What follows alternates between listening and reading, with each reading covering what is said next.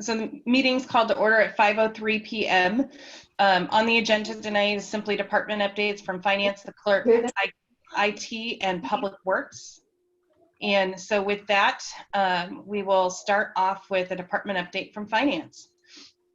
Mayor Mike Remington, do you have just a moment? Oh, yes, that's right. I'm sorry. You wanted to do some Zoom etiquette. Absolutely. I was just going to mention some of the Zoom etiquette things.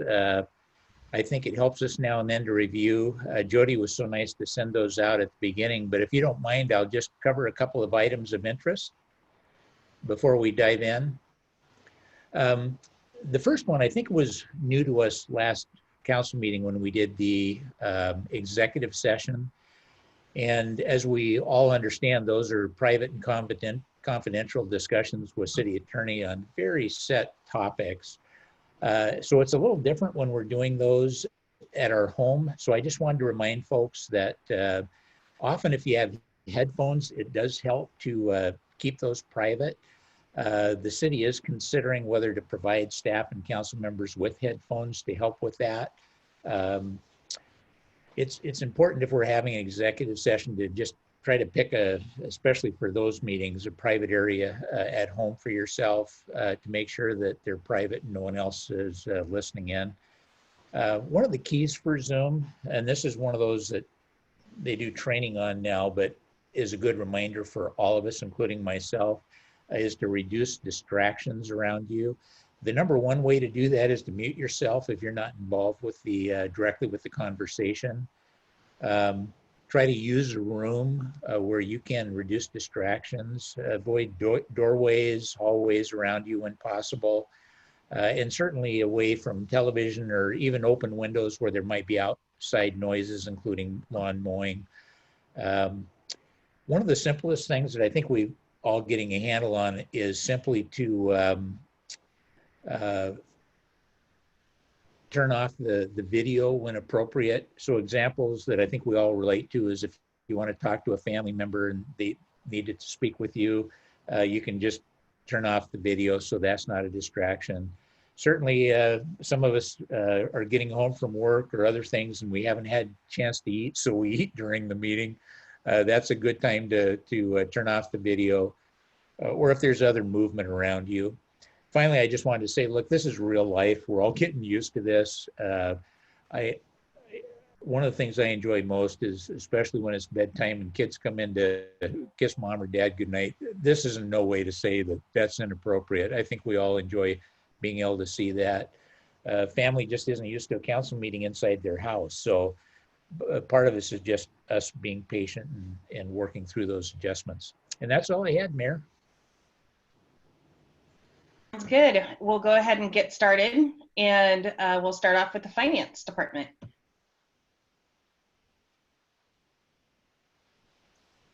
All right, good evening. Let me start this slideshow. And let me share it as well.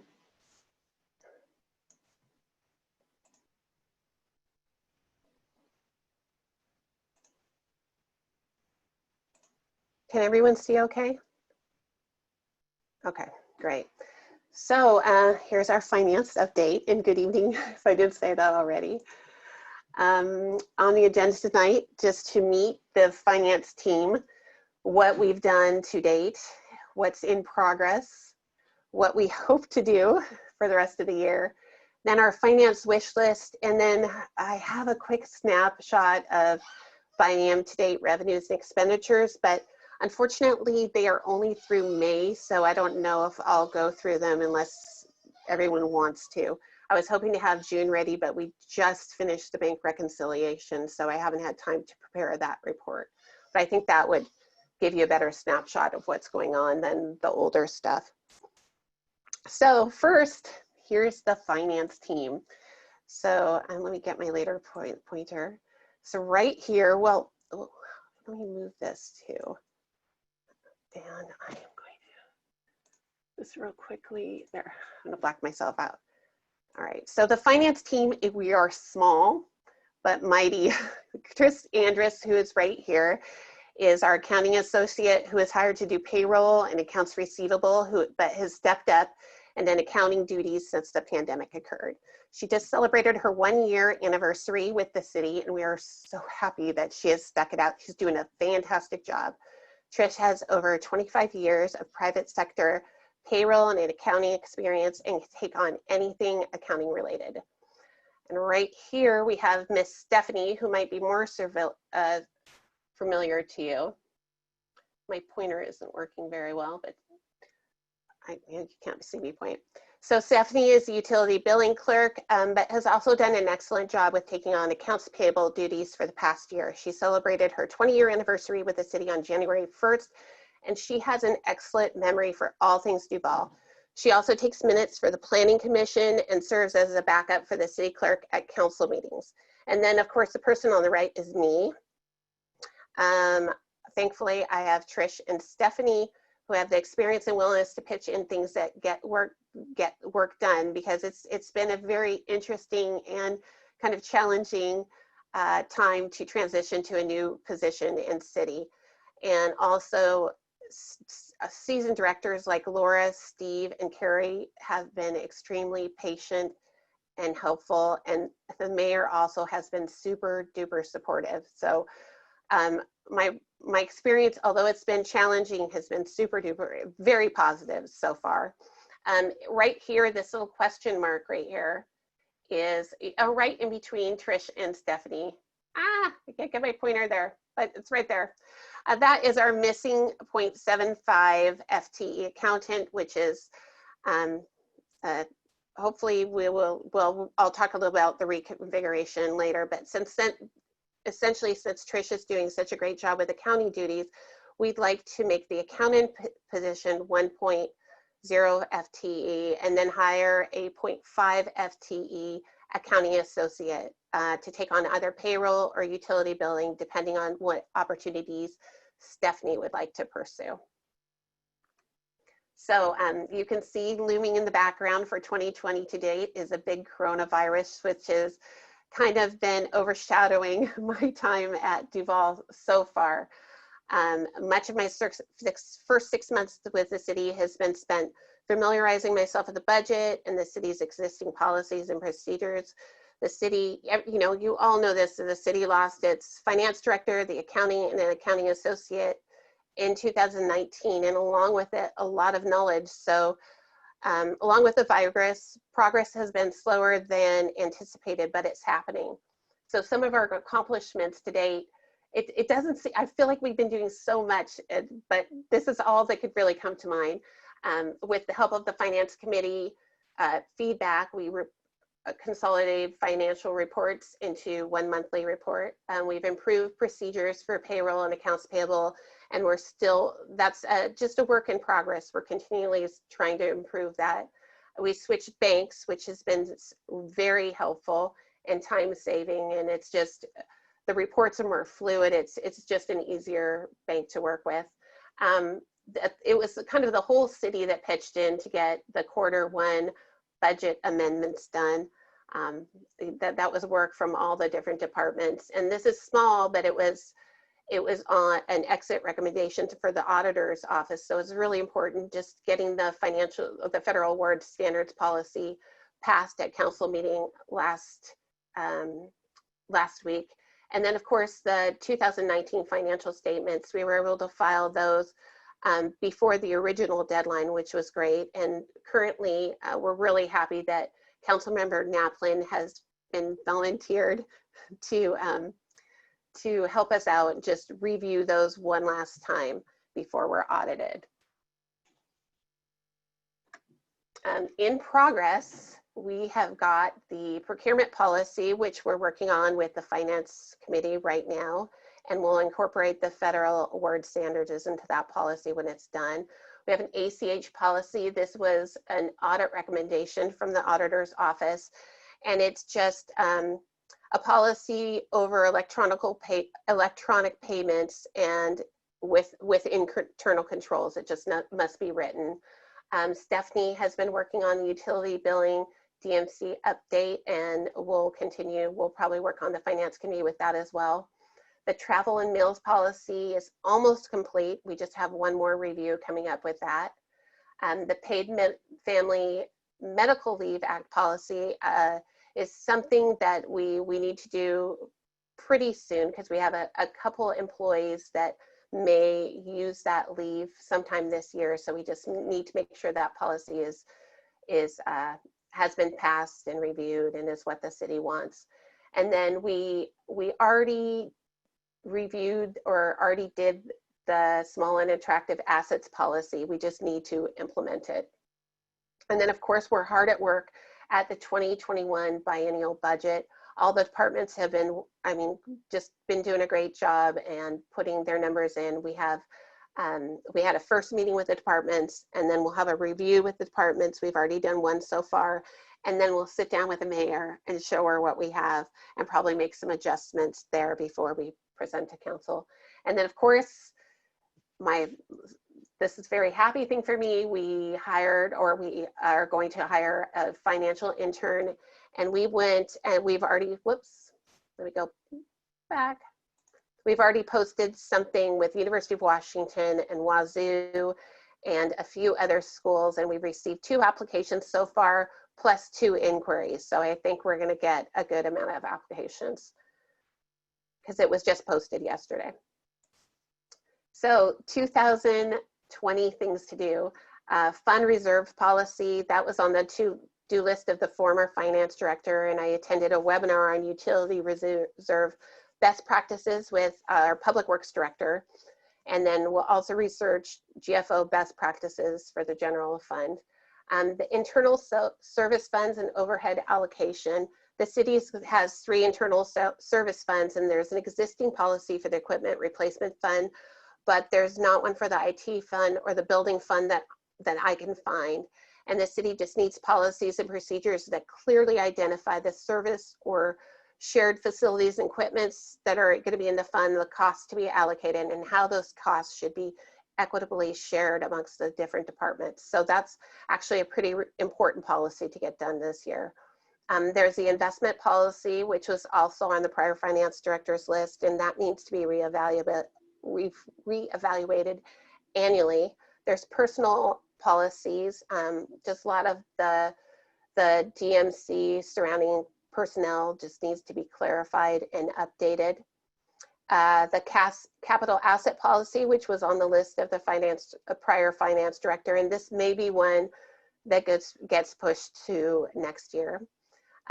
There's the big move upstairs, which we are super excited about. Finance is going to move upstairs, and then the building and permitting is going to move over from the public works department, so they can all be together in one building to facilitate communication. So that's super cool.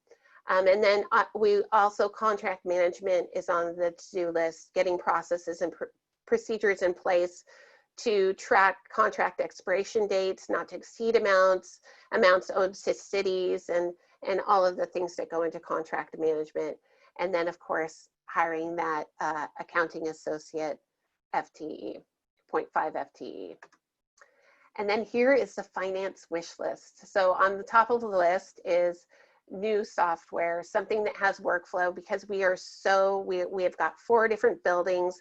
Invoices get lost when they're sent out for authorizations from different departments, and we just really need to tighten that up. And I think we're working on it and doing a better job of coding invoices, but there's just more work to be done. And workflow in a software would save tons of time, including late fees and frustration from vendors. A permit module, that probably goes above workflow. Purchase orders, so we can use that system, a purchase order model, to track contracts. Something that's cloud-based, since the power goes out in Duval quite a bit. You can't VPN if the power is out. And then something that's public facing, so of course, the citizens of Duval or whoever wants to can dive into reports and ask questions. And then as I mentioned before, the position reconfiguration of the 1 FTE accountant and the 0.5 FTE payroll utilities clerk, instead of having the 0.75 accountant and a one accounting associate. And then we'd like to reclassify the utility billing clerk as an accounting associate, because that's basically what she's been doing for almost a year. And Stephanie has really stepped up to the place and done a terrific job. And then just maybe some downtime down the future, I don't know if this is in the next biennium, but an additional FTE for contracting and grant management to help with that organization, to help do standard operating procedures documentation, and to hopefully help with a software implementation. So that's all I really have. I pulled the next slides out of just because I didn't have anything for June, just the budget to actual revenues. This is through May, but the budget is not the amended budget because we didn't pass that until June. So it's these numbers are a little stale, but I did want to say we got our sales tax revenues numbers from June, and they were almost the same as 2019 for the same period, which was a surprise and just pretty much made my day. So are there any questions? Stop my share.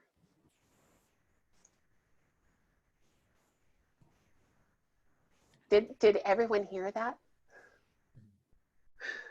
I'm not seeing any questions. Are there any questions or feedback for Ms. Mason?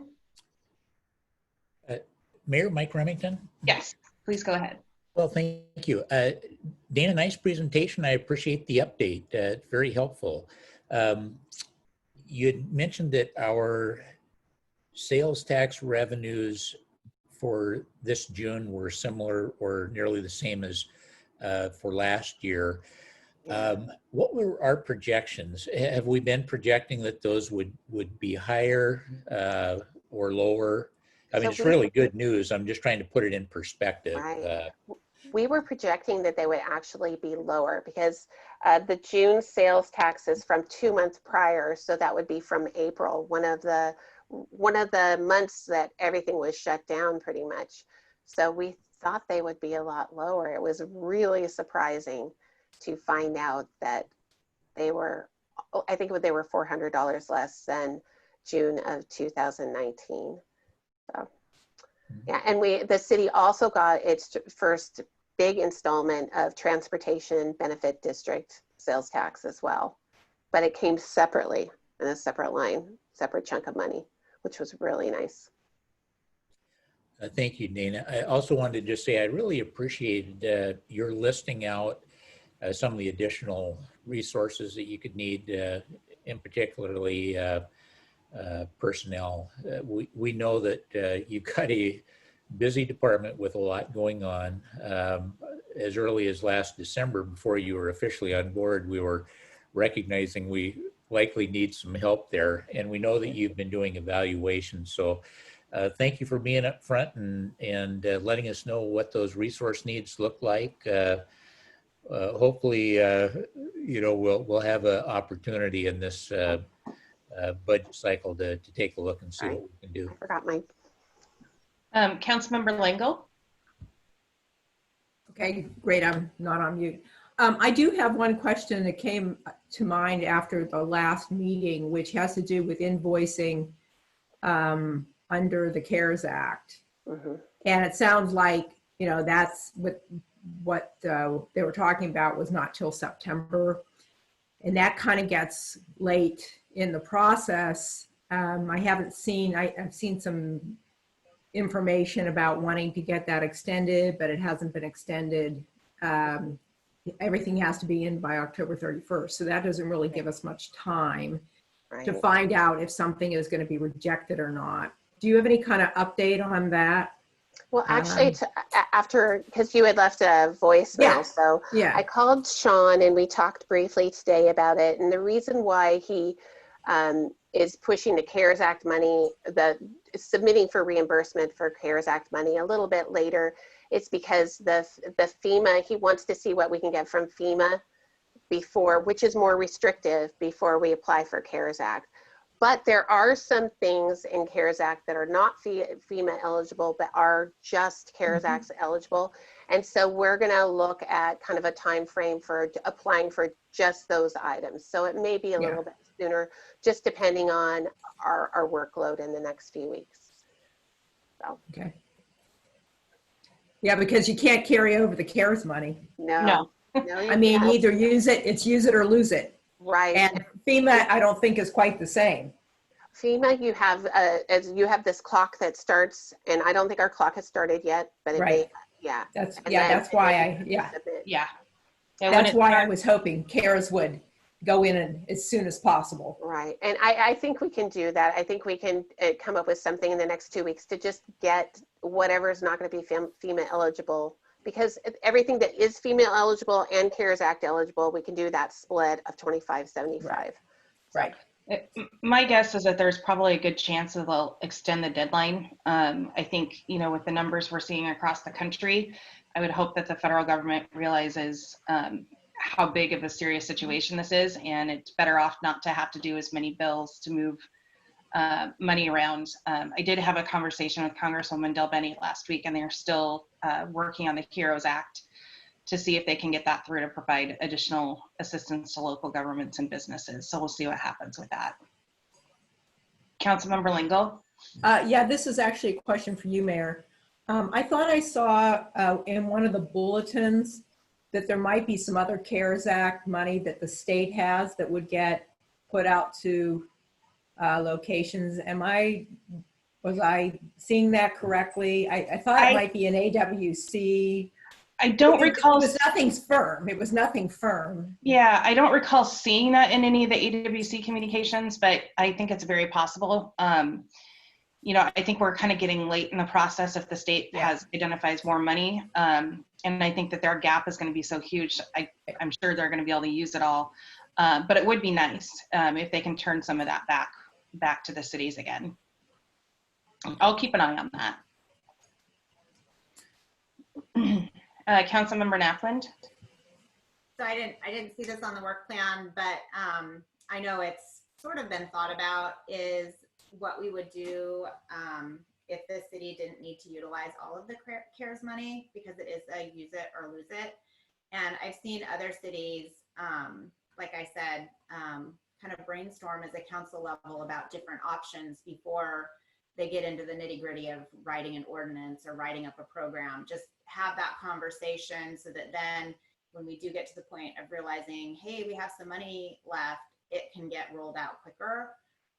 Just because I'm guessing you don't just have to have the program running, you actually have to have the money out the door before the deadline and actually have spent it. So I know we've talked about it a bunch of times, but I don't know where that is on the work plan for finance.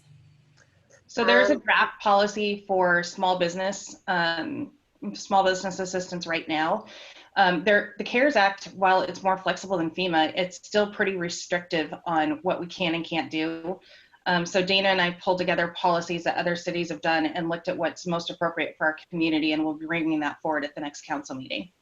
Okay, perfect. Which then the next step then is, we'll provide a recommended, dollar amount, and you guys get to choose, but then hopefully at the follow-up meeting, we'll have the human services side ready to go as well. Okay. Because I've also seen, besides business support, using it to help with utilities. Yep, for our exactly. It would also help the residents as well as the business, so that you can have a little bit of that balance of helping. Yeah, and the money that came to us from King County, from Kathy Lambert, is specifically for that housing and utility assistance. So we've got some extra or some additional funds that will have to be determined. And I think part of the challenge there is that we have 4 different funding sources, and they all have different restrictions. And so we're trying to do what's going to be the most simple, because regardless of the amount of money, the administration is going to be challenging to get all of this done, especially during the budget process. Yeah. No, I understand. I'm glad to hear we'll hear more at the next meeting, so I don't want to take any more time. I just as long as I know that we'll see something next week. You'll actually see it tomorrow, just real briefly. Oh, great. Okay, sounds good. Thanks.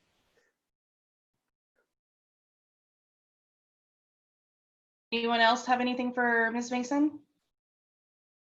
Well, I would just like to say then, she has been an incredible asset to the city in thinking of some of the policies that have already been achieved that we've been working on as a city for well over 5 years to get done. And to get done in the middle of a pandemic with a small staff has been absolutely incredible.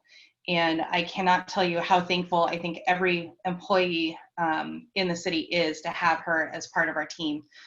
She, besides being just the consummate professional, she brings a lot of joy to City Hall and smiles and positive attitude that we all really, really appreciate. So just wanted to point that out now that it's been, what, 6 months officially, almost 7 months officially.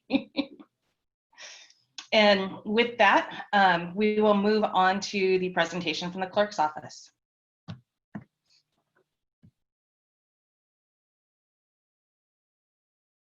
And I was on mute. Good evening, Mayor and Council. Jody Wyckoff, City Clerk. Let me share my screen. And then start my slideshow. Okay. Is that working for everybody? Okay. So the clerk's office is even smaller than the finance department, and we only have 2 FTEs. We have myself, the city clerk, and Sherry James, our administrative assistant. I have been with the city for just over 19 years. Sherry has been here, I believe she is hitting her 5 years this summer. So both from the Valley, both love Duval, both want to stick around and help our citizens and everybody else. Our day-to-day operations. This is basically what takes up almost our entire days every day. Customer service, cash receiving, legislative, facility use, and administrative. And each one of those sounds kind of simple, but they're not. Customer service, we have phone calls, in-person contacts. Well, we did up until March, and emails. And we consider our customers to be the residents, council, staff, fellow staff members, and basically anybody else that we interact with. Cash receipting, that is mostly Sherry that does the cash receipting, although Dana got a taste of it today. So with our reduced staffing at City Hall, we're all pitching in to help out. Sherry did a quick report for me, and it looks like as of June 30th, we received just over 13,000 receipts. So those are individual checks in most cases, totaling $4.985 million. So legislative, I'm sorry? Oh, Jody, I was just going to ask you to back up a little bit with the department, how the department's staffed now versus how it was, 6 or 7 years ago when we had a clerk and a deputy clerk, and how that shift has changed. Yeah, so we had our previous clerk also named Jody. And then myself, I started out as an office assistant and worked my way up to deputy clerk. And then we hired an administrative assistant for up front. So I was in the process of really taking on those deputy clerk roles, and the clerk's office was getting ready to rock and roll on a lot of really big things that we've been hoping to do. And then of course the economy didn't survive in 2008. So that administrative assistant was let go, and I had to go back into that role. So I was still deputy and I still helped the clerk out, but we never were able to launch a lot of those big projects that we wanted to do just for lack of staffing and lack of time. So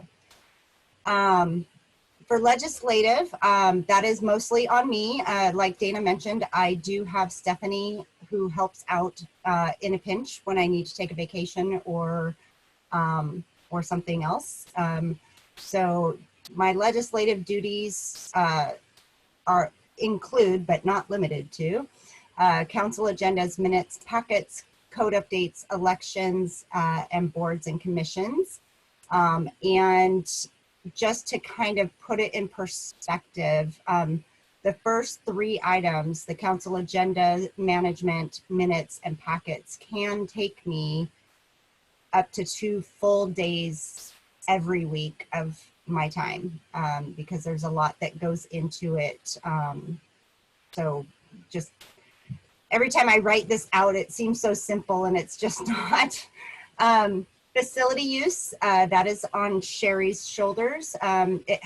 She hasn't had to do a lot since the shutdown on this avenue, but when we are fully functioning and renting out buildings, it is a lot of time, a lot of work, and she does amazing. She has great relationships with everybody. That includes the rentals for the buildings. It does not include parks, the Big Rock ball fields and such. That is handled in Steve's realm. It also includes the maintenance contracts like our janitorial and window gutter, and then oversight in general of what our building needs are and taking care of all that. Administrative, that's kind of the 2 of us. So business licensing, public records, which include public records requests and records management, special events, contracts, office supplies, monthly newsletter, and the all infamous, etc. Way too many little things to list out, but that kind of gives you the heading. And then I put the little caveat at the bottom that just to kind of explain how our world goes. Sometimes one email or phone call can take unanticipated hours to respond to. And sometimes it just can derail your day. This is some of the other stuff we do. My nickname back in the day was ODA, for other duties as assigned. So I thought that this little cartoon or caption was appropriate. Sherry is the chair of the Wellness Committee and I am a member. We handle items for council and executive branches for proclamations. I help with P-card statements. Sherry does pet licenses. Sherry is also, well, actually both of us are the liaison for City Hall staff for phone, office equipment, and technology issues. I handle claims, complaints, and requests, including lawsuits. I didn't put that down, but claims that would turn into a lawsuit. I'm the recipient of that. We help with several little funds in the budget. Parliamentary processes, website updates for various departments. I assist with code enforcement where I can. I'm also the alternate delegate for WCIA. They require 2 people, 1 delegate, which is Laura, and myself as the alternate. Sherry handles tree lighting event organization, and she is also our recycling coordinator, which means that she helps to organize our big recycle event, which is coming up this Saturday, and the grants. So far, the biggest thing that has happened in 2020 is that we had to completely readjust what we do and how we do it due to the lockdown. So reduced contact with our coworkers, which can put a crimp in things. We closed down to the public quite early, actually, and working from home, doing Zoom meetings, all that kind of stuff that goes with it, that we just had to adjust the way we operate. I am currently helping with the solid waste request for proposals. We anticipate it to be done by the end of this year. The contract will be signed by the end of this year is the goal. Sherry is assisting the finance department with asset management, getting tags for items, and she's done a really good job researching and helping Dana with that. Since our administrative assistant in the exec/community development department left, both of us have been kind of pinch hitting and helping out with those 2 departments where they need it. I assisted with human services grants. I did a big job description organization project, which sounds, very interesting. but it was something that was much needed, and I was very glad to have it off my plate. Sherry had the wonderful job of taking all of the keys that were sitting in our safe and in my desk and in her desk. She had to take them and organize them all and figure out which keys matched, which keys don't belong, all that stuff. So she said it looked like a giant Excel spreadsheet on her dining room table at home. So not her favorite job, but I was glad she did it. We are also in the process of doing an ordinance and resolution update project, which is more for our internal use to have a naming convention and make them all searchable. And then as time permits, we are loading them onto the website, going from the newest stuff backwards, because it's going to be a lot more difficult to make the old ones readable and stuff. And then last but not least, COVID assistance, supplies, proclamations, policies, council items, et cetera, et cetera, et cetera. So as with every other department and council, COVID has kind of taken over our lives. Excuse me. On our to-do list, all with the hope of getting a lot of these done by year end. A fee resolution, finalizing updates to the special event policy and related documents, an update to the human services grant policy. This one's for you, Amy McHenry. I'm going to be helping out the ad hoc committee with getting that done by the end of the year. Policy work and code review. I don't know if anybody's been so inclined to read through the entire code, but there are sections that just are no longer relevant. We have franchise agreements in there that don't need to be in there. We have other items in there that just can be removed altogether. And so that is something I would like to work on to just kind of clean up our code so we can focus on the stuff we need to focus on. I need to update our records management policy, and I have been and will continue to assist where needed on any human resources, processes, and policies. Lastly, I'm hoping to have a jump start on a pretty schedule update with our insurance carrier. They're going to be assisting with that. And then Dana inspired me with her wish list, so I had to make my own. So temporary employees and interns. We've been talking a lot about using interns and volunteers and temps where we can. So I was kind of brainstorming on different things that I could use some additional support on.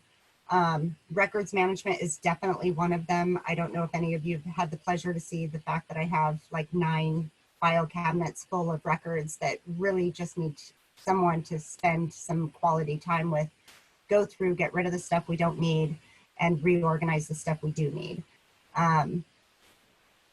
One person that could help me with that is Sherry. So one idea was to hire a part-time person potentially in the clerk's office to just handle reception and cash receiving. That would free up a huge amount of time for Sherry to help me do some of the other items that just cannot seem to get done. We'd also appreciate some assistance with our web redesign. We've been talking about doing that for some time, and quite honestly, I'm not a web designer and don't have a lot of experience, so it would be great to get somebody who could help out with that. Human resources, I think everybody's probably going to mention the fact that we need help in the human resources department, so even a part-time or temporary person to help out with some of that would be great. And then eventually I would like to succession plan and get a deputy city clerk under my belt so that we can, you know, I mean, I feel like I'm so young, but eventually I'm going to be moving on and the city will need a new city clerk. In the software and technology realm, there's this wonderful thing called ECM, Electronic Content Management, and it basically follows a document from inception to destruction. A lot of larger government agencies are taking this on, and even with all of the technological help that they have, it is taking them years to convert to ECM. So that's why I say there is a lot of work to do leading up to this, but eventually that's like my long range goal. And then a public facing portal to for records and financial information, and then an electronic contract routing / signatures policy and technology implementation.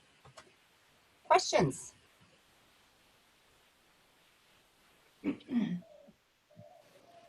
Councilmember Brodnicki. Sorry, I have to wear a mask. I have a student in here.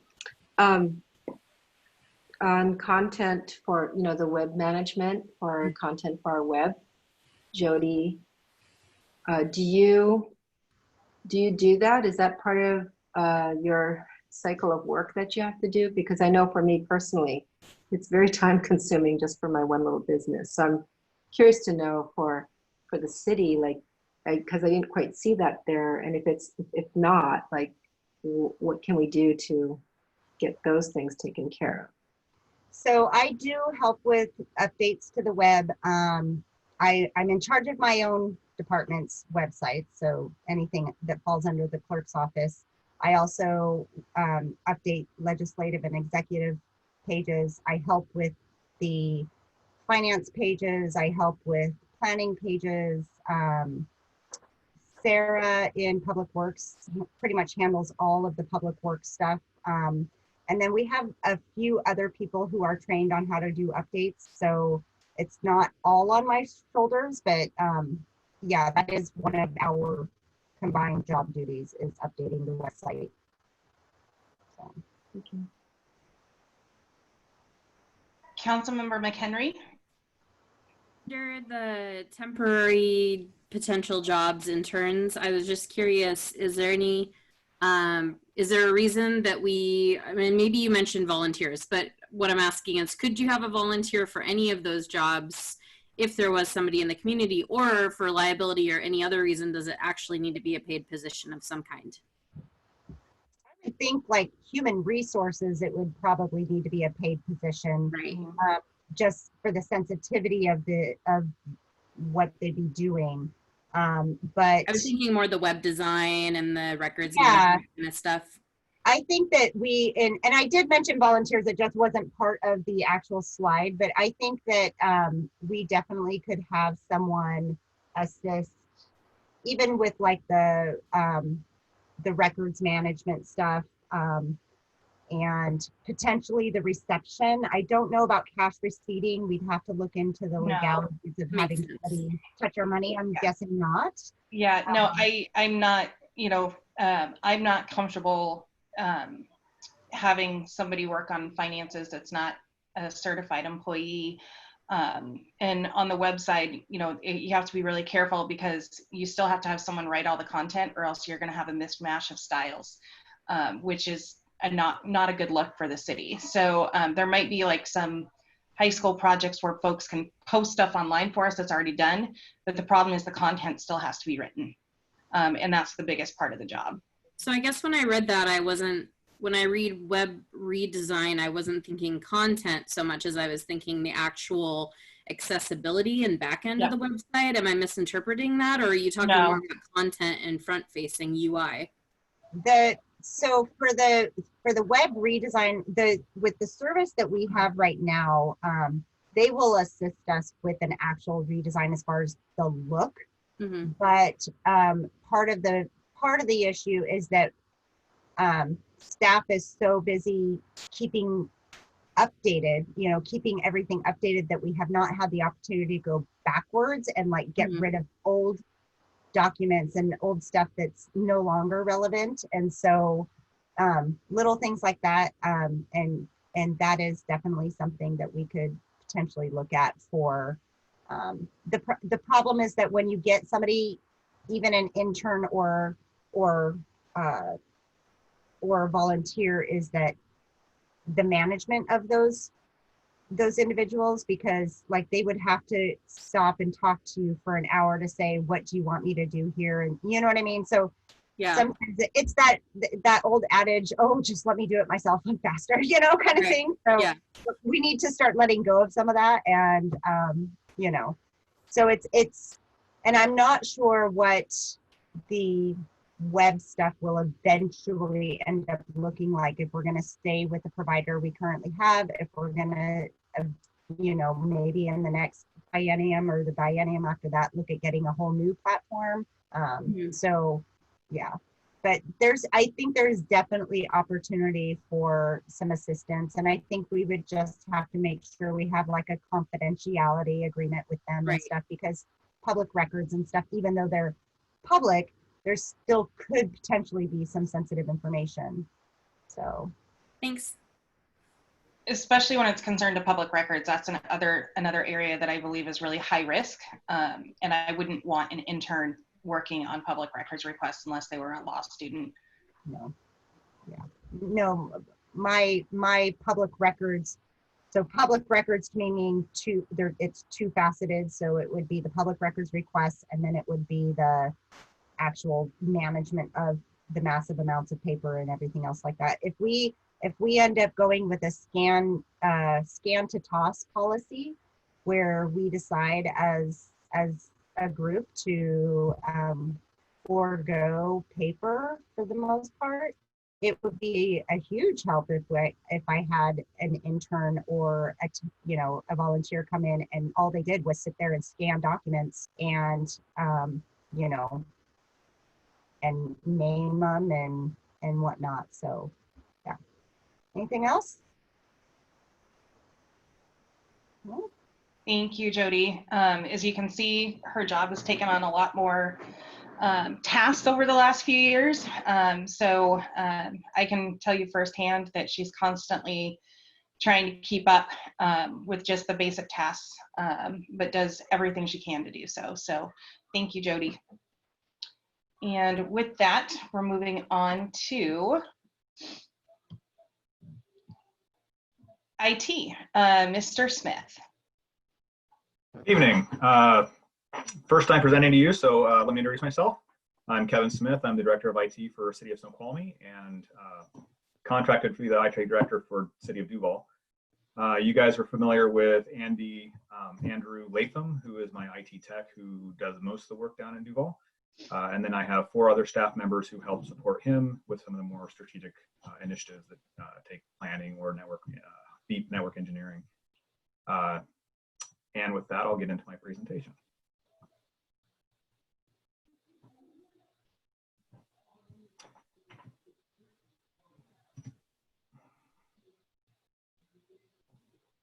All right.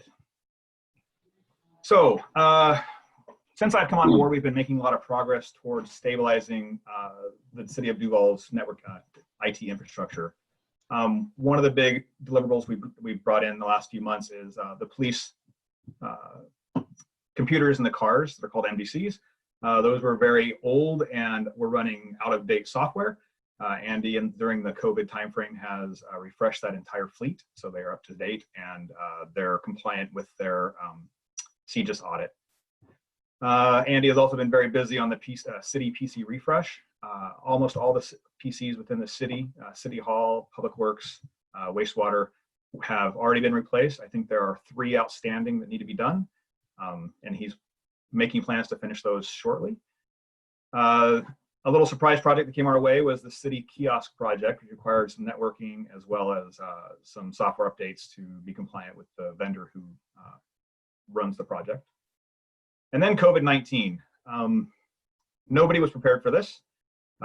This was a huge blocker in getting some of our more planned projects out of the way. And this project took, I think Andy today was updating his time schedule and was looking at around 140 hours combined across these efforts. That involved getting the City Hall and Public Works conference rooms IT ready, so they'd have monitors and cameras and speakers and microphones. We deployed 12 laptops or tablets and got those purchased, provisioned, and deployed out to various IT city staff and council members so they could be productive while working from home. 3 desktops were provisioned and given out to staff as well. the VPN infrastructure for Duval had to be reworked to a point in order to enable all these people who are now working from home to access city assets. And our network engineer, Chris, was a major part of that effort. And then we had to set up a second office for shops to get them mobilized as well. And that was completed during this time frame also. There's still lots of work to be done in the current plan. One of the first things that's on my plate is to update the ILA, the interlocal agreement between Duval and Snoqualmie. That expired last year, and we are doing, we're on a continuation. There's nothing absolutely wrong with it at this point, but there are some updates that need to be made. The server replacements. Duval servers are in need of, City of Duval servers are in need of replacement. The physical hardware that they're on needs to be rebuilt and rejoined into a host cluster. Those physical machines then host the virtuals, and all of the City of Duval's servers are on old and expiring operating systems as well as software, and those need to be replaced. And along with that, the Active Directory, all the information about the servers and how they interact with each other needs to be cleaned up, and that will be a full team effort from the Snoqualmie IT staff. The uninterrupted power supply that is currently maintaining your IT assets while you have power outages, which was mentioned earlier, that is around 8 to 10 years old, and we have the replacement sitting in the police department ready to be put in, but COVID hit and delayed that. We're currently making plans to get that done in the next few weeks. The shop's IT upfit, we need to implement 4 new computers to bring those staff up to current computing standards, and a network switch needs to be installed in order to get them connected to everything else. Wastewater IT upfit, the computers are in place, the printer is in place, and it needs a network switch at this point. City Wi-Fi infrastructure. Currently, most Wi-Fi within the city is handled via cable modems through Wave Broadband. They are not connected to the city network due to some security concerns with the infrastructure we have available. So one of the things we need to do is purchase and provision new Wi-Fi hotspots around the city and tie them into the city network so people can work while they're remote within the city. Police department conference room is not currently up to speed. It does not have a camera, microphone, or speakers, and the monitor needs to be hung up and made ready to go. And then we have general cleanup around the city, targets of opportunity, things that we can improve that don't take a lot of planning. We constantly stumble across those. They're brought to us on a daily basis with staff reports of, the printer isn't working, Wi-Fi or network in this building is slow. As we get those, we do a little digging and make sure that whatever we implement is a long-term solution and not just a Band-Aid, so we can keep everyone working. So strategically, we're getting there. There's been some major strides in stabilizing the IT infrastructure, and that has been completed, and we still have some stuff underway. These projects are going to put Duval on a stable IT footing, because it increases stability and standardization across the city, which makes it much easier and less expensive to support. We're implementing new processes for more robust response to reports of issues, as like when the city's internet service provider, their network goes down quite frequently when we have rain, as the cables are all in a vault that gets flooded, and that causes the network signal to get lost. So that's one of the things we need to tackle in the near future. And we're working a lot to clarify our lines of communication so we have a better understanding when issues are raised, and we have a tracking process to identify those and correct them. And with that, do you have any questions?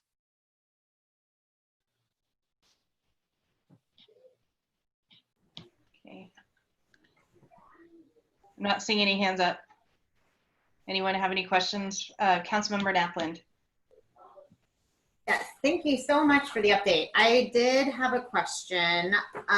Just thinking ahead about the deployment of new PCs, and I'm curious if going forward we'll try to, and maybe I'm not aware of how this is working, but I'm not sure if people received new PCs, but then we also had to then get a laptop. So they have 2 devices that they have, a laptop to take home and then a PC, or if we have docking stations, or just how we're going to look at that in the future.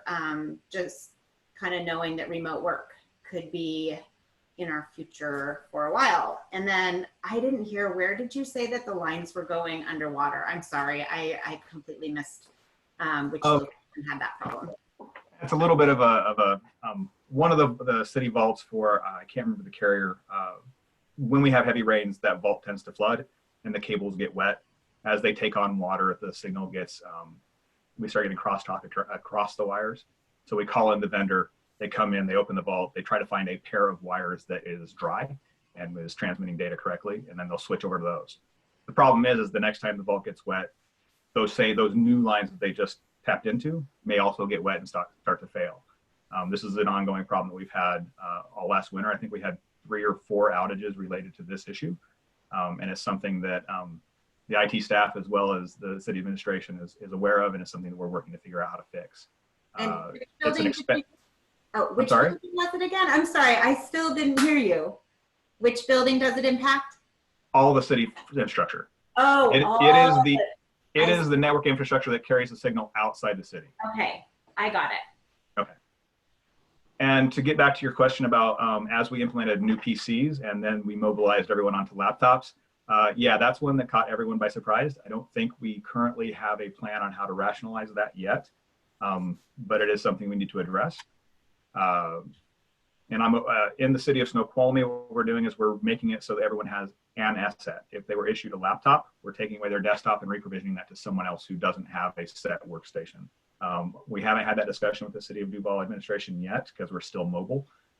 So no one currently technically has to ask 2 workstations because no one's working in the city. But as we get closer, we start mobilizing back into the buildings, that is something we'll have to figure out. Does that answer your question? It does. Yeah, I just know there are some people that are going back and forth. And so I wasn't sure if they're now having, I just know that it would be really difficult to have stuff on my laptop, stuff on my, and trying to go back and forth. It would, and plus then you have 2 different machines that have to be maintained by IT. And so that's very expensive, you know, more software licenses. I just see it as being problematic down the road to have multiple devices per person. So I hope we'll come up with a plan to address that in the future. And I like docking stations to where you can still have your big monitor when you're at work and a regular keyboard. So I don't know, just sounds like it's on your radar. So thank you. Ms. Thomas, you had your hand up. So all directors for several years have only had a laptop or a Surface. And so a lot of the replacements that Kevin was talking about were replacements that were already on board for this year. And so we went from Surfaces to Lenovo. And so we've not had workstations, at least for all of the director positions. There are a few positions where they have a desktop at work, and then because we deployed people home, so as an example, our senior planner, he wasn't going to take his, take the kind of box out and take it home, and so we purchased some additional laptops that through our pandemic and COVID resources, but then when we're out of this, the computers that they have will go back to people that were scheduled for a replacement already. So it's kind of a dance right now, but in general, I think we are definitely moving away from, something that's plugged into a wall permanently at your work, a workstation versus a laptop. So I've been working off a laptop or a Surface for over 6 years. And so have our directors.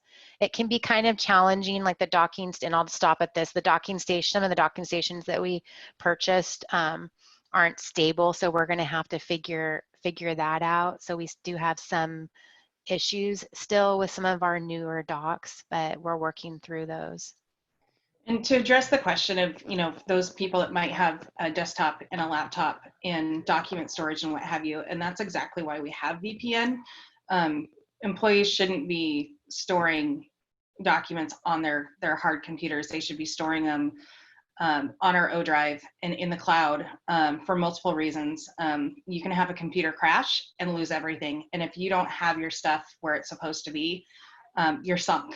And the other side of it is when you have employees leave, you need to make sure that you have access to the documents that they worked on previously to ensure consistency and historical records. So that's really, it's a good point, but if people are following the way they're supposed to be doing things, it's not an issue.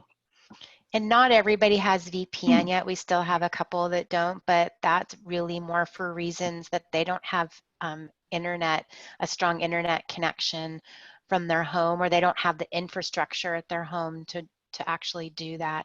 And that's a really small group of people. So we're still making adjustments. So what they do is they will come in the office typically once a week or once every other week and download their computer and then work through like the Microsoft 365, and then also even take documents and put them on a flash drive. So we have a couple of people that are doing that as well. It's not perfect, but we can't solve everybody's home issues. Right. Councilmember McHenry and then Mayor Pro Tem Remington. So I know you said we were basically at a point of being somewhat stabilized with everything now set up for this situation. And I'm sure there will still be the occasional firefighter mode thing that pops up here and there as we get settled. Is there anything we're not currently doing or that we should think about doing, considering this could be going on for quite some time, that's a good strategy, or are we pretty well set up to handle this for the near future? From a work from home perspective, I would say that you're in a pretty stable place. The city has transitioned mostly onto the cloud and cloud services for a majority of their work. We have the VPN in place for the employees who have good internet at home, and people have a workaround for the ones that don't. Longer term, the city's egress, the city's internet service for the city functions needs to be addressed, and that is something, again, I come back to because I think that is the big looming issue, the one that we've already had several outages with because of that system, and it's something that is not readily fixable. It's not something that we can't just switch to another service provider because there aren't other service providers in the city for the egress. And so someone's going to have to fund a fairly major infrastructure project in order to get a better, I keep using the term egress, a better path out of the city. And that's going to take a lot of work on the city's behalf and on whoever we partner with to have that happen. There is no quick fix, but it's something that we can work to mitigate and again, find a partner who's willing to work with the city and find a long-term solution. Thank you. You bet. Mayor Pro Tem Remington. Thank you, Mayor. Kevin, thanks for being here. One of the big challenges we have had in the city, and I think we've been very successful at moving forward, is planning, especially on the financial end for replacement of infrastructure. We're doing that now with our vehicles. We hadn't done it for years. We're behind on our buildings and so on. But a key is technology replacement. And it's really good to hear we're in a stable spot. But I'm interested to hear your view, especially as we're going into budget cycle. I like to see replacement for, if laptops are being replaced every 3 years, that there's a plan in place budget-wise. So when you get to the replacement, the money's there in a fund. But that's also true of a lot of the other technology infrastructure. And it seems like that's an area we're lacking now, whether it be our phone system, you had mentioned our servers, all that equipment gets obsolete, operating systems that, won't even be supported here in the near future. And I know the mayor has her eye on replacing some of these things. Can you give us just kind of that big picture perspective on what we could be planning for budget-wise so that money is there, and what would be the priority with our technology to focus in on? Thank you. Great questions. Let me circle back to one thing. I think I may have overstated or left open the interpretation that we are fully stable with where we're at right now. There are still challenges out there. And as we move forward, the stuff we did last year, the last 18 months is aging as well. So that replacement cycle that you're talking about is that clock is already ticking for the stuff we just completed. So I think we're in a decent spot right now compared to where you were 2-3 years ago. Even since I started, there's been some major steps towards stabilization and standardization, but there's still a long way to go before we get to a place where you can truly say, we don't have any looming issues ready to bite us. With that said, we're entering the next biennium budgeting cycle, and Dana's already been beating me up on getting my budget started. And that's the first thing I need to do is make sure that we have those funds available, and we're restocking that fund to do these replacement projects. As far as laptops and PCs go, standard policy nowadays is a 5-year life cycle. And that's something up for debate. If the city of Duval would like to see 3 because of depreciation of assets, that's fine. But right now, my goal is to plan for 5 years to make a better use of those assets as we move forward. Server infrastructure and network storage and things of that nature are even on a longer cycle of 7 to 10 years, depending on what asset it is. And all those time frames are going to be figured in once we start this budget cycle. I don't have a whole lot to talk about yet for specifics, but just know that that is one of the key things I'm planning to deliver to the city, and a cohesive plan that you guys will have a standard operating procedure for how that goes. We have major PC uplift that just completed. 5 years from now, we should be looking at another, or phasing that in over the next like 3 to 5 years. So you get a rolling update. Server infrastructure will be a big bang. Maybe in the next cycle, we look at moving the city's assets to a complete cloud solution like Azure or Amazon. Higher upfront operational cost because you're paying for hosting, but lower capital expenditure on the back end.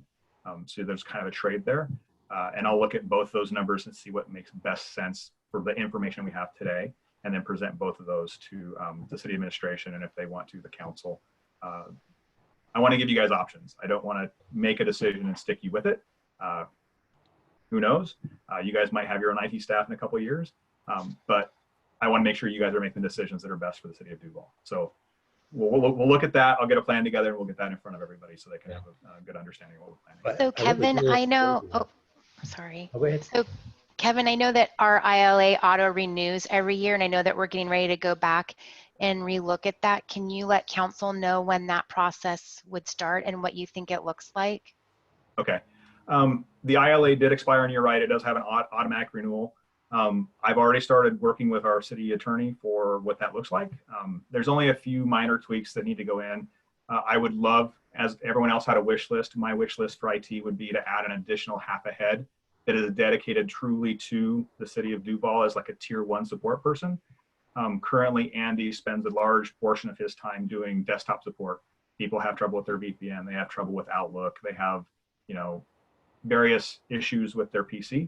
I would love to have Andy mentor someone and have them take that on so he can do the more strategic work around infrastructure upgrades, stabilization of assets, network maintenance. It makes a better use of his skill set at a higher tier than it would for him to be doing desktop support. He loves to do that part, but I just think we can make a better use of his time and his expertise. There's some very minor tweaks to some of the understanding of the scope of work that Snoqualmie IT provides to the city of Duval. There's nothing major. It's just clarifying some of those boundaries so that when we enter these discussions, everyone has a clear understanding of what is supportable, what isn't. There's some decisions that can be made that Snoqualmie IT can't support. Like if you decided to support people's home internet because the staff can't get a good signal, Snoqualmie can't step into that role. I'm not saying you're going to. I'm not recommending that, but just as an example of something that might come up, we just can't do home support like that. So those are just some of the small minor tweaks. The ILA is a great document. You guys have been using it for a long time, and I don't want to make any major shifts to it. I think it works for everybody right now, but expanding the hours of support that we can give the city, I think would make a huge benefit in our levels of service and the happiness and the way that the staff sees the support we're giving you. Mayor, a follow-up question. Kevin, thank you. Kevin, you had mentioned that Duval could use a better link, kind of the outside world. Are you talking about internet provider? Or are you talking about just fiber optic? I know that there was a concerted effort that's almost completed to link all the cities around Lake Washington University of Washington, the hospitals, critical infrastructure. Those of us like Snoqualmie and Duval that are out here a ways aren't part of that. Are there opportunities for us politically to be working to have Duval connected to better fiber optic regionally? Do you have insight into that for us? I don't think there's anything currently on the slate to hook us into that net that they were building. My wife works in a nonprofit that supports the east side of King County and Snoqualmie Valley Community Network. And one of the things that she's run into is when she goes into these big meetings with King County, oftentimes the Snoqualmie Valley is not even on the map. I've, in my brief conversations with King County Internet, which is a service provider for larger King County, and some of the other entities that help provide internet service to cities and municipalities, Snoqualmie Valley is not on their maps either. And so I think as we start seeing some of the demographics of the region shift eastward across the lakes and into the east side, and we start seeing some of that more of that critical mass move our direction, I think we'll start becoming very important to the King County overall, and we might see some of those opportunities spring up. But as of right now, I don't know of anything that's coming out our way that would help solve this problem. Right now, I think it's a 50 pair copper cable that's currently sitting in an underground vault. It's not great technology. It was 15, 20 years ago, but nowadays it's a little outdated and definitely showing its age. But like I said, we're going to work on finding something that makes sense. Hopefully get 2 different providers, which would be nice. So if one goes down, we have another. But as of right now, we don't have a good plan for that. Thank you. You bet. Does anyone else have anything for Kevin? Well, thanks for joining us. You know, it's been crazy since you came on board with Snoqualmie IT. Things turned on a dime.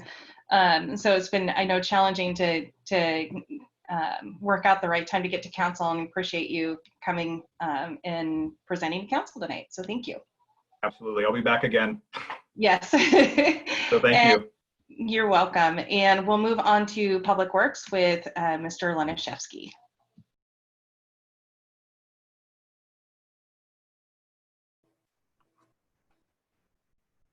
Hello, everybody. Steve Lenishevsky, Public Works. So let's see here. Why is this not working?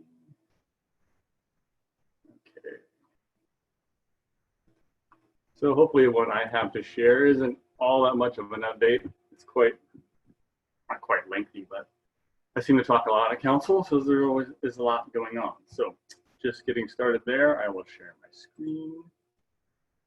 And let's see. All right, I believe that is it. I must say I did enjoy Dana's layout. Her oversight and her organization was a nice presentation. So just getting back from a quasi-COVID vacation, but also isolation due to possible exposure. I am back this week and put our program here together. So with that said, I'm not sure why the screen isn't moving. Is it toggling through the screen for you guys? Uh-oh. Are you frozen? What happened?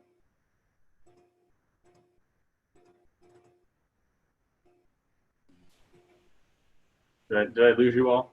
Did someone say anything? We're still here. We're still here. That's weird.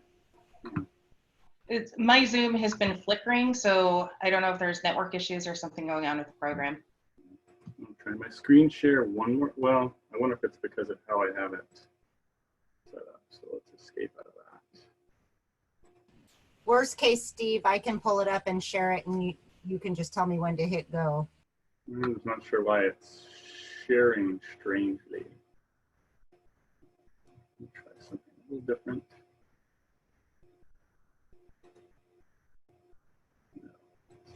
No.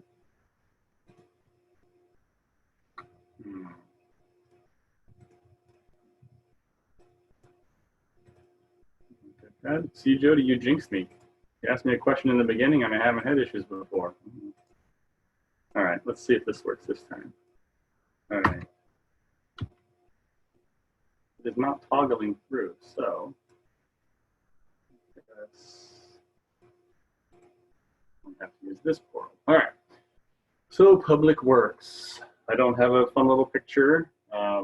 I did want to, but didn't get to. And since everybody is scattered about, it's a little difficult to find everybody on any given day. So we are 17 strong, a couple of potential FTE vacancies. But for that, this is who we are in a screenshot nutshell. We do everything from streets to parks to buildings to utilities. Larissa leads all the in-office engineering work on a daily basis, helps in the field, coordinates with project managers. You know, project managers are coordinating and building everything. What can I say? Treatment plant runs like a clock. And those guys are on top of everything.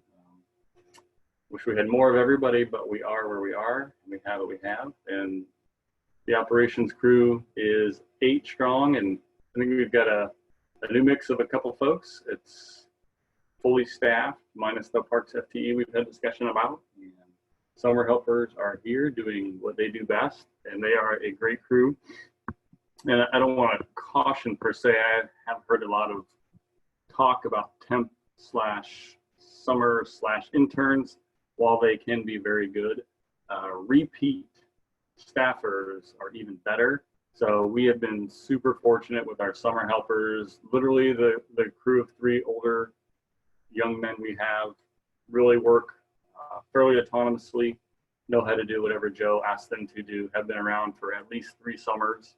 And, you know, we will turn through them, I'm sure, next year as they become seniors in college, and then go after internships, and I think grad school is out there for one of them. So smart young men, and they do a fantastic job.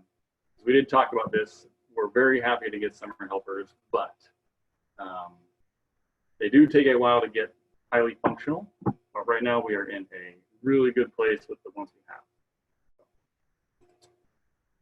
I'm just going to jump through crew work first, then into basic treatment plant, and then some engineering. But again, the crew, the eight strong in the field, do everything and are multi-talented. 4 commercial driver's license, dump truck operators, 5 including Joe, the supervisor, concrete work, utility work on the roadway, and asphalting. Very typical work we do. This is all work we have done in the last 4 months. Water main repairs. The picture on the left is an AC water main repair that our contractor actually hit. The funny thing about AC water pipe that was put in 40+ years ago, there's no tracer tape, which identifies usually the water pipe that's underground because it's metal, so you can pick it up with metal detectors. Outside of that, it is undetectable. And what our as-built said were not correct. So it was off by about 4 feet horizontally in the roadway. Granted, the contractor is at fault for hitting it because he was supposed to hydro excavate it and he didn't. So we had to repair it. So we will work that out through our project manager, Mr. Tozer. But a long band was used to keep the water system in operation until we go live with the new main. The center picture is a PVC water main that was on Dorothy. And then on the right again is a broken piece of pipe you can see that was repaired in the first little picture there. Mr. Tozer assisting in the field. It's a good thing about your public works group. Nobody's afraid to do anything. A little bit of flood recovery work from the winter. If you haven't walked around, on the far north end of town, right by Cherry Valley Road, is Rupert Road that goes up. It's pretty steep. That area has a big drainage that comes down and goes under the city neighborhood road that then discharges adjacent to Cherry Valley Road.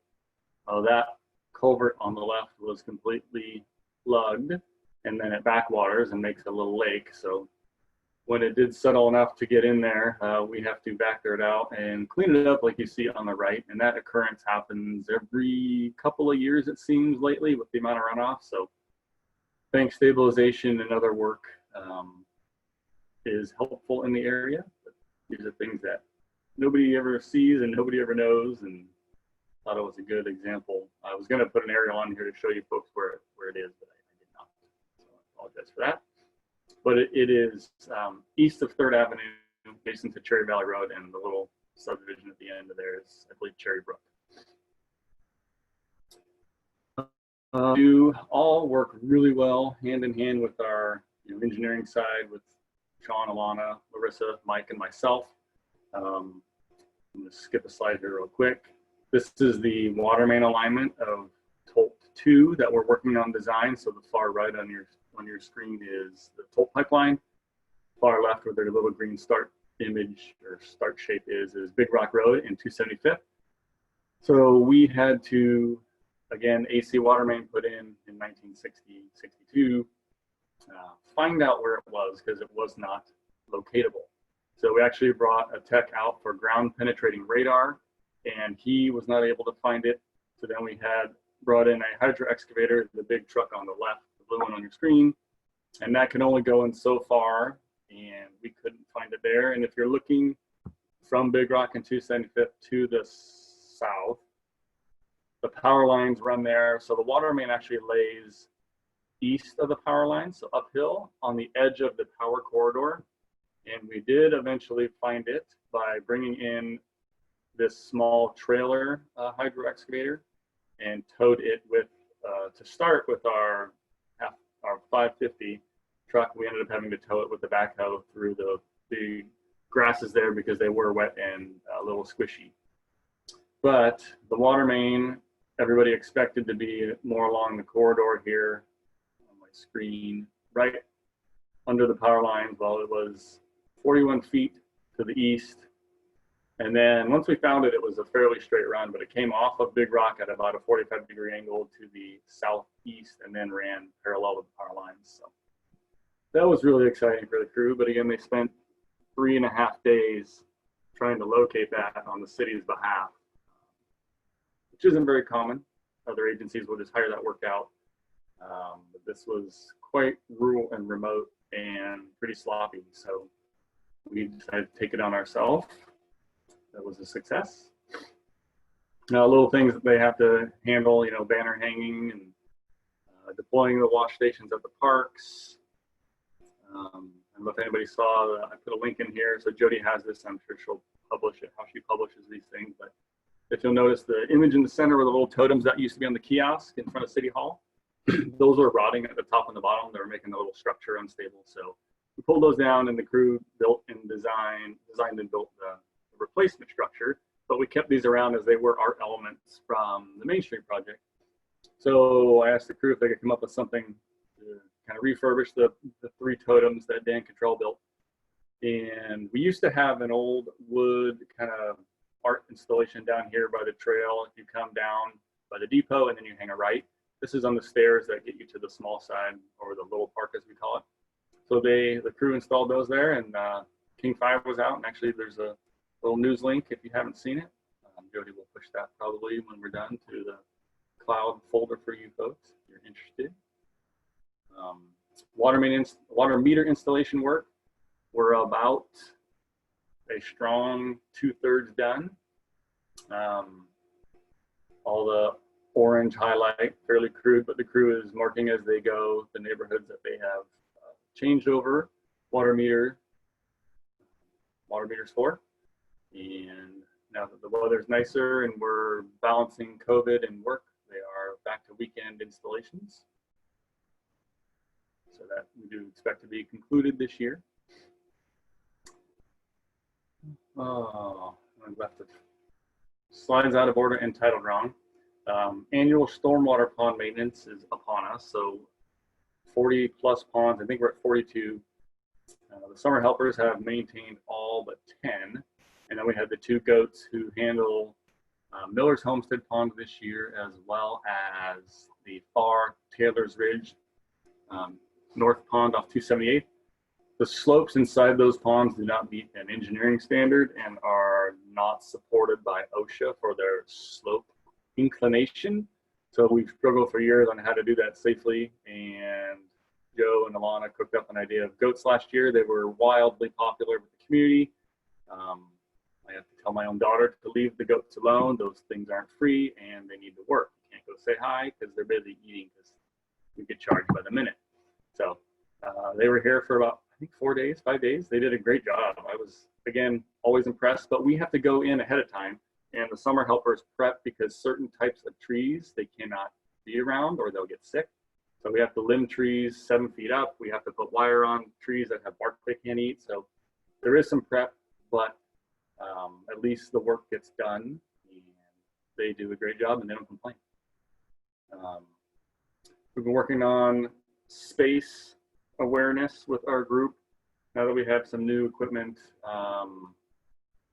I'm sure everyone is aware we are running out of space. So Gavin has taken some trainings and getting prepared for snow and ice work this winter.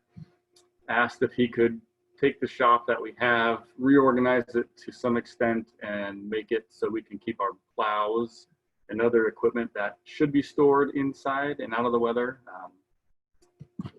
So we let him do that. He worked with Melanie on file storage and Sarah on what needs to stay. And if you can tell, he hung up all the little old, posters and job project boards and put them on the wall, and then cleaned it up. And then we will be bringing in the plow equipment. Currently, the image on the left is the MOC, the little shop behind City Hall. It is maxed out. So we're trying to reorganize that by moving some of the gravel pits to the treatment plant in areas that we have use of. Moving some equipment down here. We need to keep water pipes stored, different materials, different sizes. For water main breaks, we need to have it on hand. So that needs to be out of the sun, and we don't have space under our cover. So we're going to be using the treatment plant to create a space to house our sanding units, because the plows themselves will be in the garage. Sanding units will be on site at the treatment plant under some kind of probably vinyl sided tent we'll buy that will also hold 20-foot sticks of water main pipe of different materials and different diameters. And then the white box in the middle here is actually the stage, and we're moving that as the plant is all cleaned up now down kind of below here, so it's out of the way. The crew can move it in and out as they need, and we gain some flat space back out in the middle here. But we are out of space per se for what we have at the shop. So we're trying to be creative, use the space we have at the treatment plant. You've heard me speak recently about the biosolids management. So we are receiving the lower rate now with our vector attraction testing and biosolids management strategy implementation. And they're required to do monthly testing to keep our hauler happy. They are required to do quarterly testing to keep Department of Ecology happy. And the little images there are the new welder we purchased, and the crane and assembly line that sends a little sled down the stairs to move freight in and out of the basement. And that is for our use in the future, but it is to help implement the recirc pump project that is underway. Always doing other things, and illicit discharge management. So we have state reporting requirements, we have tracking, and then we have remediation in fines, damages, and or the like. The one on the right is actually a recent concrete wash. So the city cleaned this, in this case, they were gone. So the city cleaned it up and sent the permit holder a bill for the Vector truck time.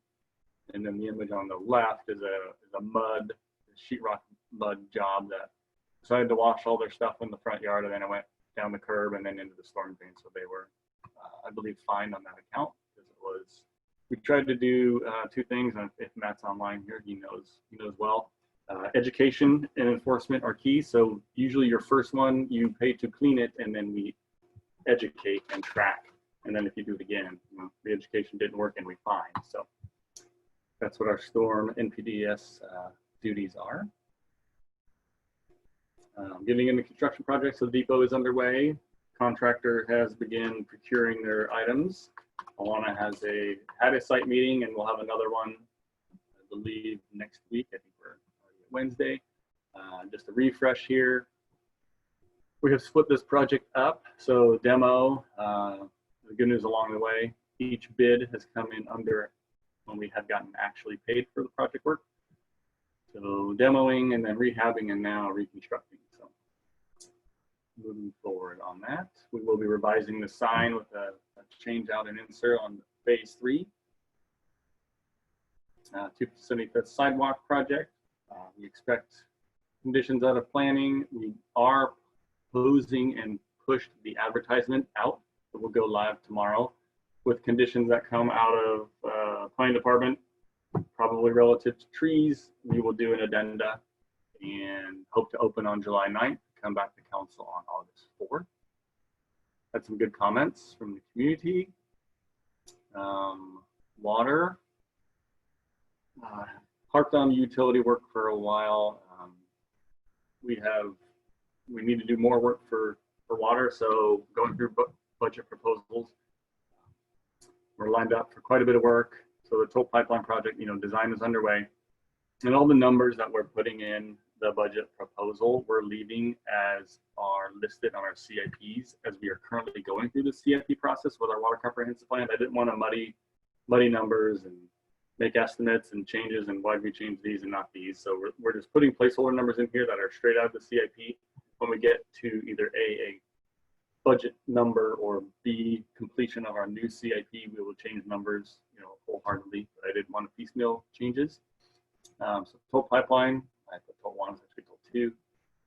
Inside the 2.2 million gallon tank, there needs to be interior water access control, inlet and outlet. Right now the water comes in and goes out the same hole, so water doesn't actually mix appropriately throughout the tank.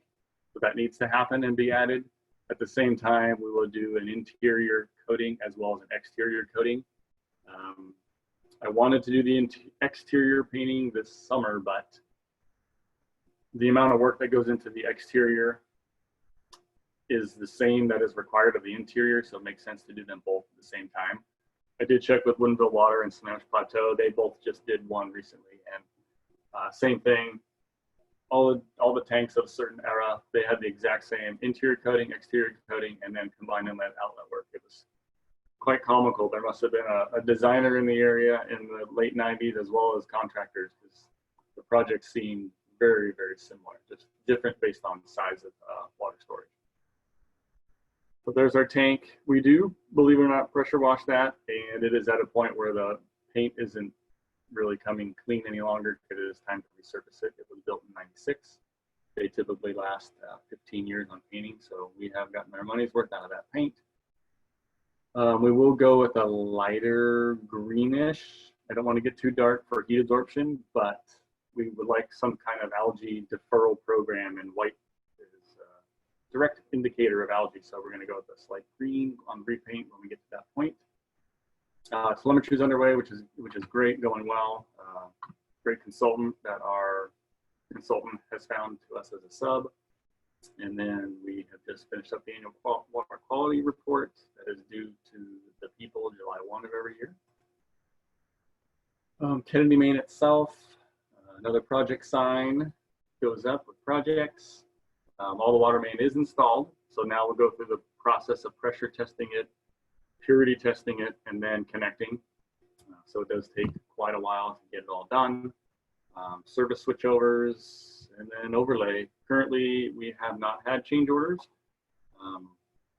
Doing well on our quantities, so I don't expect any surprises from here on out. A couple of images, if you've walked by the project, you can see all of that. We have had some associated leaks. So in this picture here, the center picture, this is Doherty Place. That's 3rd Avenue in the foreground. You see the edge over here is where the crew is working, and they hit a water service. So under the top here, Kennedy Water Main, they hit an old water service that was abandoned, but it wasn't shut down all the way. So we discovered it had been leaking for we are not sure how long. So what we have found is when they pulled the cork out of the main and plugged the main, there was a little rock inside the corporation stop, which is how the pipe fitting attaches to the water main. And inside that, there was a rock that they were able to take apart. What we've surmised is the neighbor to the north had a new service put in because this was their service. We don't know how many years ago. It was prior to any staff member we have, which is at least 32 years. And that homeowner probably had poor water pressure and flow because it was plugged with a little rock inside their tie-in, their tap. So bad news is it was dead and didn't really hurt anybody. And further bad news is been leaking for we're not sure how long. So we do pay for every gallon of water we purchase from SBU. So we are always trying to search for leaks. We just did this system-wide leak detection that did detect 2 more leaks. One we have fixed, one we are still trying to fix because we actually can't find the main. So as-built are only as good as the person who accepted them. So the mid-'80s were a rough patch for the city of Duval. So plastic pipe and AC pipe is not trackable. And if they didn't do tracer tape, you are sporting. 2 of the leaks, one we have fixed, 4th and Dorothy. Over time, we estimated that leaked 460,000 gallons of water, and that is over years and years. So for example, 5 gallons a minute out of a small leak that we had on Kennedy, 7,200 gallons a day. So, when a neighbor calls after a year, it can add up to quite a bit of work. And the one that we fixed at the top of Dorothy was adjacent to a stream, so they really weren't sure if it was natural water course or water leak. So they finally called us, and sure enough, it was water leak. General other projects that are happening: the roofs have been completed on the treatment plant. The roof is complete at Doherty Farm. Annual fuel care sometimes becomes biannual, every other year. That has been done recently. And there's a grant that Alana, I've worked with the mayor's office on to refurbish the wayfinding signs. So I think that is coming to fruition soon. We're waiting on the folks to come back, and I'm moving forward on refurbishing those citywide. Private construction and engineering management. This is the current tally of active construction, design, or preliminary phase projects. So I'm sure people have seen Toll Brothers has started into phase 2, the Walden parcel. So Toll Brothers is going 2 sites, KB Homes, Duval Village down on Main Street and 143rd. 65 Degrees is also up 143rd. That will connect hopefully to 145th be a First Avenue after one more project. The Thayer subdivision is off of 1st and 145th. Baton Creek is off of Baton Road, just south of 144th. And then some preliminary work, 145th Street Village, right off of 1st and 145th Street. Thomas Knoll is one off of the corner of 3rd and 143rd. I don't have a name yet on 143rd East, but this is about 4 acres across the street from Rio Vista. So that's up 143rd to the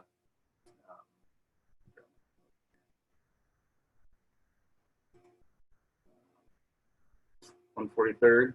So this is the Thomas Knoll 27 unit project. It is these 2 parcels adjacent. Currently looks like pasture. And a couple other interesting, that's supposed to be an and. So 145th and Main is a commercial application in for a fuel station and auto parts store, I believe. Temporary, nothing permanent or concrete yet, but they're working through code preliminarily. There's a commercial building on 1st and Stevens across the street from the school district. And then the Acres of Diamonds remodel is underway. And I think that is it for me. Does anyone have any questions for Mr. Laniszewski?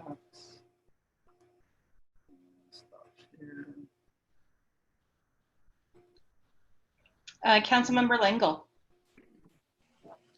Well, first of all, I want to say awesome, awesome presentation, Steve. Not that others haven't been awesome as well, but you have a very complicated place to manage. And I appreciate that. I mean, I really do. I have just a couple of questions, things I've been wondering about for a while. But, you know, there's 2 projects that have always been interesting to me. One was the light replacement, street light replacement, and the other has to do with the meter replacement. And in both of those situations, we've made substantive decisions, and we really don't know what the efficacy has been, and partly that can't be calculated. But with the water meter replacement particularly, you just said that we're probably going to finish that this year. How can we learn from that experience to understand the efficacy of that decision? I mean, we've paid a lot of overtime. We've, of course, the equipment replacement.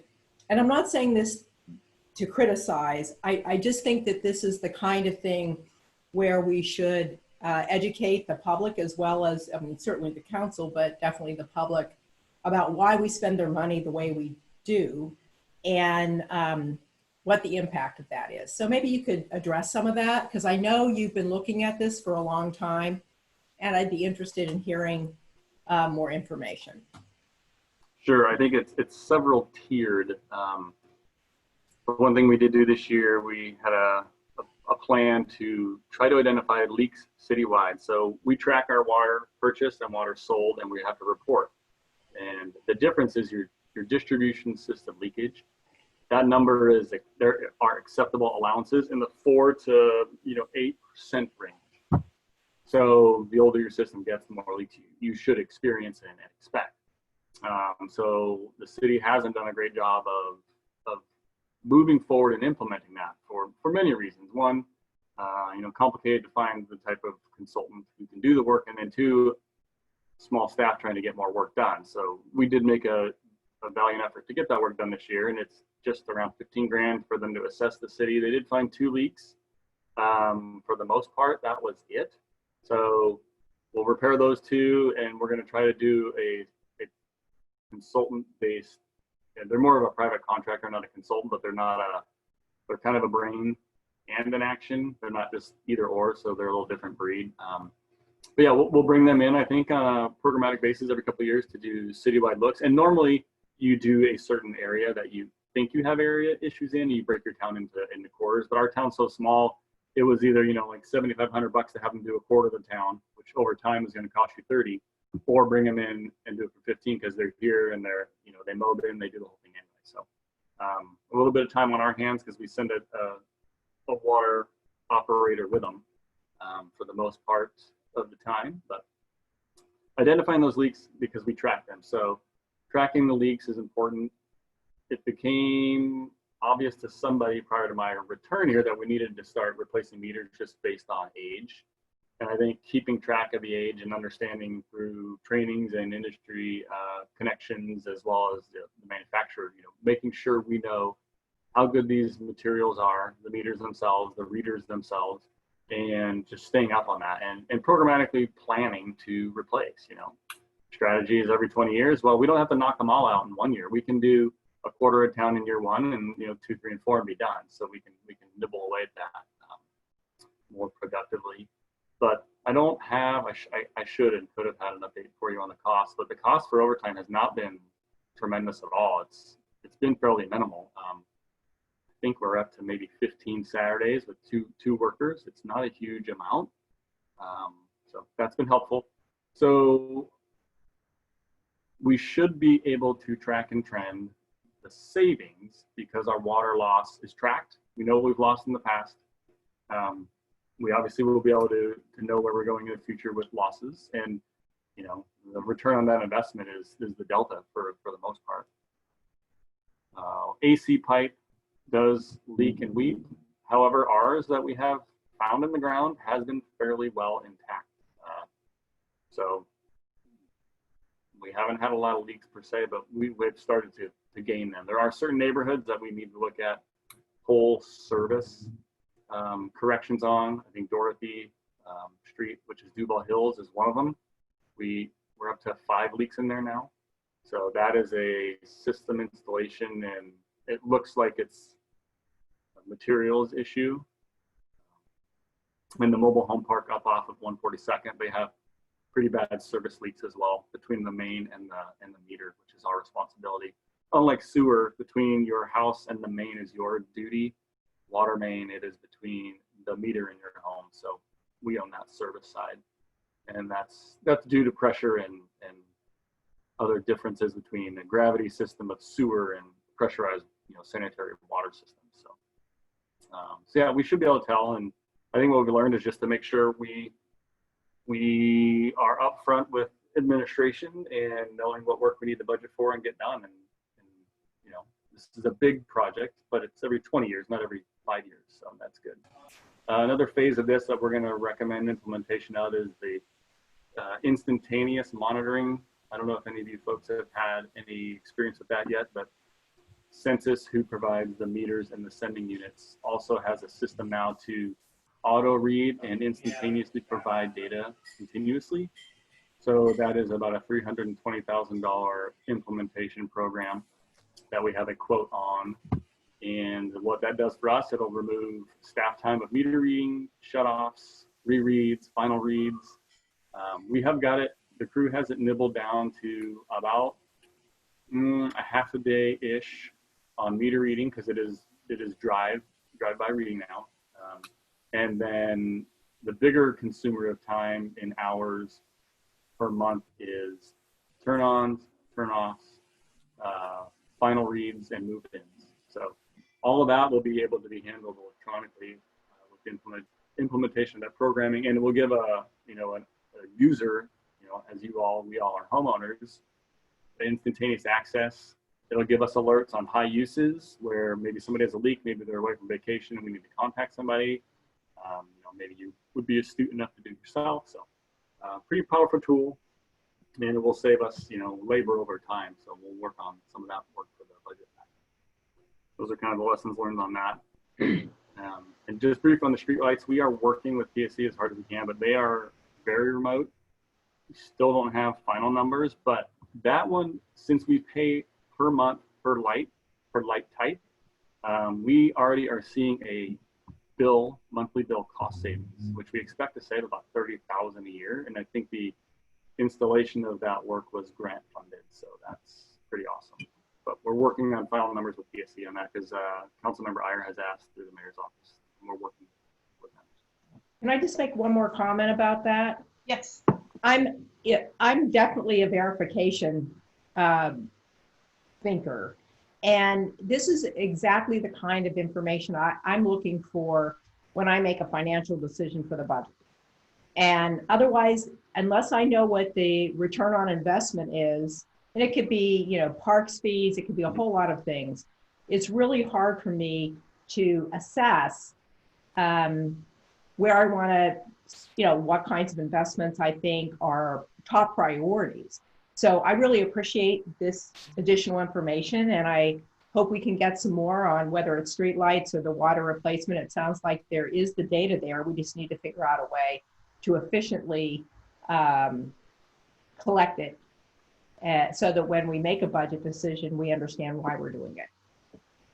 Yeah, and I think part of my plug for finance, and I don't want the FTE personally, Dana's still here, but an analyst or something coming from other agencies, I had staff to help with that resource. It is a time management resource, and right now we just getting those kinds of numbers together in and amongst, and I know people may or may not understand, but whether Alana's doing an Eagle Scout project and purchases or a roof, they still take a significant amount of time to put data, packets, contracts together. So yeah, I would love more financial support. And Dana's been great trying to, harvest information we have, present information we have, and collect information we have. So I think, ROI stuff, it's not like it's hard, but you have to have someone good at making the data digestible, which is an art in itself, because sometimes, no offense to accountants, but just like numbers, and no offense to engineers, we just like, nerding out. So, we have to find people who can do a little of everything, so we're not pigeonholed. We're multi-able, if that makes sense. But yeah, thanks for the input on the information. We'd love to provide it, just making sure we can do it efficiently and not add too much to the workload.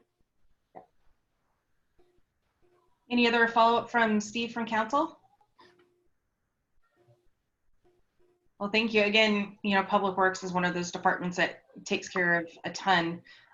Really, all of our departments in the city do. And it really is quite amazing what everybody gets done with their limited staffing in a year. So, you know, we'll look forward to, we had to rearrange the presentations a little bit, and we'll do another session to get through the rest of them at a later date. But thank you all for coming, and unless there is any further business, we're adjourned.